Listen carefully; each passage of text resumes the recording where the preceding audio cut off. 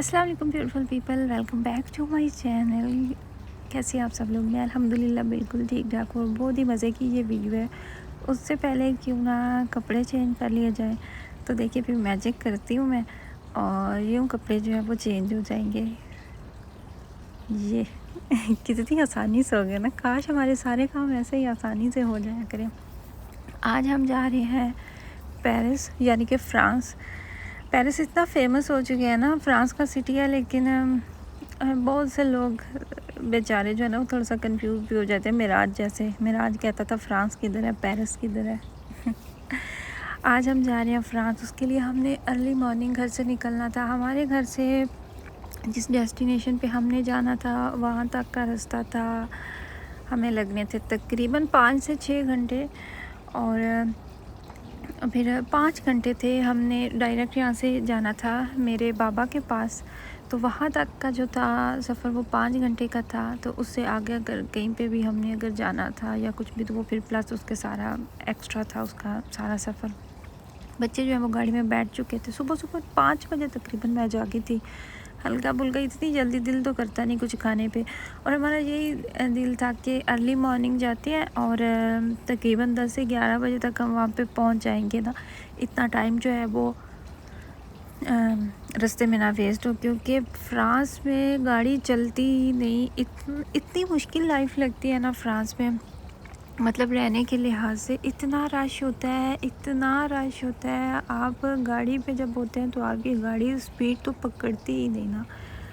अच्छा, अभी सुबह नहीं हुई थी, तकरीबन यहाँ पे हमें 1 घंटा गुजर चुका था। अब रात भी लंबी हो चुकी है, तकरीबन 8:30 बजे तक नमाज का टाइम भी होता है। 8:30 नहीं, सॉरी 7:30 बजे तक नमाज का टाइम होता है। और ये आगे बढ़ के मज़ीद 8:30-9 बजे तक चला जाएगा। यहाँ पे फाइनली रोशनी हो चुकी थी, हमें एक दूसरे की शक्लें नज़र आई थी। ज़ावियार सो गया था बैठते ही।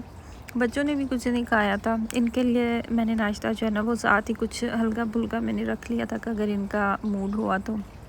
पहले हमने हॉलैंड क्रॉस किया। हॉलैंड के बाद ये अभी हम बेल्जियम में थे। और जैसे ही हम बेल्जियम से निकले तो फ्रांस जो है वो स्टार्ट हो गया था। यहाँ पे बहुत प्यारा व्यू आ रहा था। एक्चुअली कैमरे में वो उस तरीके से चीज़ इतनी प्यारी नहीं नज़र आती जिस तरीके से रियल में देखते हैं। यहाँ पे फिर हमने स्टे किया। बच्चे इतना थक चुके थे, तकरीबन 4 घंटे लगातार बैठ बैठ के ना, बच्चों का भी एंड हो चुका था और मैं ख़ुद भी इतना थक गई थी। और यहाँ पे फिर हमने स्टे किया। और जब हम यहाँ पे रुके, हम निकले गाड़ी से, तो मुझे याद आया कि जब हम लास्ट टाइम गए थे फ्रांस तो तब भी सेम यही जगह थी, सेम इसी जगह पे हम रुके थे। और तब भी हमें यहाँ पे इतनी ज़्यादा पाकिस्तानी फैमिलीज़ मिली थी, इतनी नज़र आई थी। और सेम इस दफ़ा भी ऐसा हुआ, पाकिस्तानी फैमिलीज़ इतनी ज़्यादा थी यहाँ पे। और घर से जब निकले थे अच्छी खासी ठंड थी। और मैं बार बार वेदर देख रही थी कि पेरिस का वेदर कैसा है, क्योंकि आपको पता है कि जर्मनी में तो अच्छी खासी ठंड भी हो चुकी है। और दिन को जैसा भी मौसम हो ना, सुबह के टाइम मस्ट होता है। ये चीज़ मुझे बड़ी डिस्टर्बिंग लगती है कि सुबह जब आपने कहीं पे भी जाना है, जैकेट्स वगैरह पहननी है, तो ये आपने घर से निकलना है और धूप निकलती है तो गर्मी लगना स्टार्ट हो जाती है। तो सेम यही हुआ था कि धूप जब निकली थी तो अच्छा खासा वेदर जो है ना वो गर्म हो गया था। क्या आप यकीन करेंगे कि ये पेरिस है, ये पेरिस का इलाका है।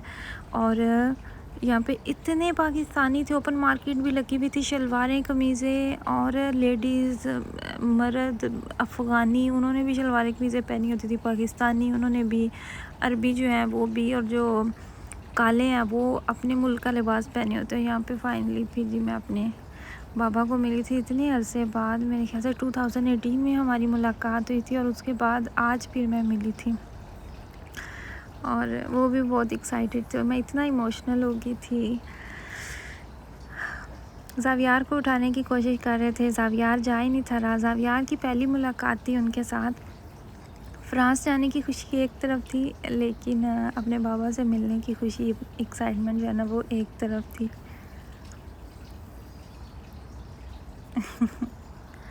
बच्चों की भी पहली मुलाकात थी। अब मिराज बहुत छोटा था जब हम लास्ट टाइम मिले थे।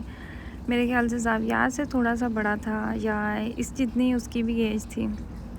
तो इस तरह से उसकी भी पहली मुलाकात थी। और वो भी मुझसे पूछते थे कि आपके बाबा कैसे नज़र आते हैं। वीडियो कॉल पे तो अक्सर उनकी बात होती थी, देखा करते थे। हमने तकरीबन सारा दिन साथ स्पेंड किया। और यहाँ पे हम जा रहे थे किसी और जगह घूमने के लिए। और इतनी जल्दी वो दिन गुज़र गया, पता ही नहीं चला वो दिन किधर गया। उसके बाद फिर हमने सारा दिन बहुत अच्छा एक साथ गुजारने के बाद तो हम फिर चले गए एक रेस्टोरेंट, ये भी पाकिस्तानी रेस्टोरेंट था। वहाँ पे आई गेस इसका नाम था ताज रेस्टोरेंट था, और बहुत बड़ा रेस्टोरेंट था।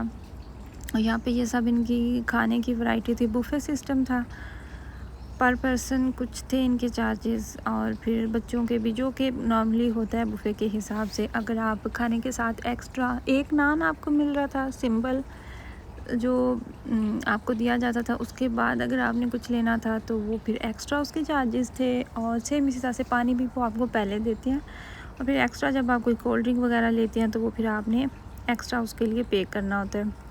यहाँ पे मिराज मेरे साथ खड़ा हुआ था, वो अपनी प्लेट रेडी कर रहा था। अबराज जो है वो अपनी प्लेट बना के जा चुका था, और यहाँ पे मैं वीडियो बना रही थी आप लोगों को दिखाने के लिए कि कितनी ज़्यादा खानों की वैरायटी थी। और इतना ज़्यादा रश हो चुका था, सिर्फ पाकिस्तानी ही नहीं थे बल्कि और भी लोग, अरबिश बहुत ज़्यादा थे, फ्रेंच भी थे, काफ़ी ज़्यादा लोग थे, सब भी ले रहे थे। सबके लिए उन्होंने कुछ ना कुछ ऐसा रखा हुआ था। उनके फिर आते होंगे क्लाइंट, तो उस हिसाब से भी उन्होंने रखा हुआ था। और आपको पता है कि रेस्टोरेंट्स वगैरह में इस तरह के जो होते हैं ना, उनमें फिर मिर्ची इतनी उन्होंने नहीं रखी होती। इस तरह का खाना रखा होता है कि अगर कोई और भी किसी कंट्री के लोग आते हैं तो वो भी खा सकें आसानी से। इतने ज़्यादा पाकिस्तानी थे यहाँ पे भी। आप यकीन करें जब पेरिस में जाते हैं ना तो वो यूँ लगता है जैसे पाकिस्तान में आप घूम रहे हैं। हर तरफ आपको पाकिस्तानी नज़र आते हैं, हर तरफ गैर मुल्की नज़र आते हैं। हम जब पहले आए थे तो मैंने अपने हस्बैंड को कहा कि पेरिस बहुत खूबसूरत है, लेकिन घूमने के लिहाज से खूबसूरत है। अगर मैं कहूँ ना कि बंदा यहाँ पे शिफ्ट हो जाए तो रहने के लिए मुझे बिल्कुल भी नहीं पसंद, क्योंकि बहुत ही अजीब सा लाइफस्टाइल है यहाँ का। और मैं अपने बाबा को भी कह रही थी कि आप लोग तो आदी हो चुकी है ना, आप यूज़ टू हैं तो लेकिन मुझे देख के उलझन हो रही है। इतना रश है और वैसे भी माहौल बड़ा अजीब सा है, बड़ा डिस्टर्बिंग है। पेरिस का भी जो इलाका खूबसूरत है ना, वो जो मेन सेंटर है उनका वो बड़ा खूबसूरत है, वो प्यारा टूरिस्ट एरिया जो उन्होंने रखा हुआ है। लेकिन पेरिस से हट के जो इसके एक्स्ट्रा फेमस है ना, जिधर बहुत ज़्यादा गैर मुल्कियाँ हैं, वो इलाके तो बस इस्तग़फ़ार, वहाँ पे तो आपने अगर जाना है तो आपके जो बैग्स वगैरह है ना, उनको आपने अच्छा खासा पकड़ के रखे होना है, तब जाकर गुजारा होगा। चलते चलते इवन के जो इनके टूरिस्ट एरियाज़ भी हैं वहाँ पे भी आपने जाना है ना, तो अपनी जो जेबें हैं ना उनको आपने बड़े तरीके से देख के आपने उनको सेट करके रखा होना, नहीं तो कोई पता नहीं चलते चलते कोई भी आपका पर्स निकाल के जा रहा है, कोई कुछ भी निकाल रहा है। तो ये मैं बातें सिर्फ इसलिए बता रही हूँ, हो सकता है आप में से कोई वहाँ पे जाए तो आप लोगों को इन बातों का आइडिया होना चाहिए। खाना खाने के बाद इतना खाया तो मेरे से तो इतना खाया ही नहीं था, क्या जो मैंने प्लेट ली थी वो भी मेरी पास आधा बहुत ही खाया था। थक बहुत गए थे क्योंकि सारा दिन तो इसी तरह गुजर गया घूमते ही।